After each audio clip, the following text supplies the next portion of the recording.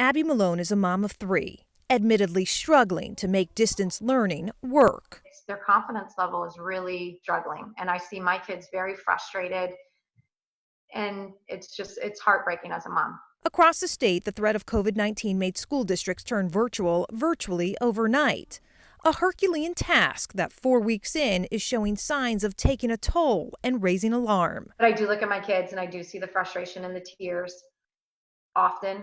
While many districts across the state are touting student engagement around 97 and 98%, thousands of students are unaccounted for. It is a top priority. We're working through it. In Palm Beach County, the district claims roughly 350 students remain off the grid. If it's a device issue for that 2%, we're working to solve that problem. If it's a Wi-Fi internet access, it does take a little bit more time to work through those issues. But for the hundreds of thousands of Florida students attending classes from home, Linda Kirshner of the state's PTA Association is concerned. We're concerned about the academic impacts of the COVID-19 challenge. What does it mean in terms of learning loss? National studies show learning loss is typical over summer months, with declines ranging from a few weeks to a few months.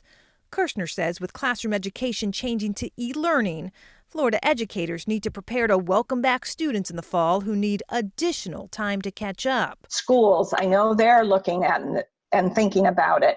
Our legislature, they need to be thinking about it, thinking about what additional supports, what additional funding is going to be necessary in order to support, bridging that gap in the new year. In the meantime, Kirshner advises parents to stay engaged, be supportive, but not push their kids too hard, and communicate directly with teachers. A balance Abby Malone agrees with, even as she watches her own children try to keep up. There's a sadness and a concern.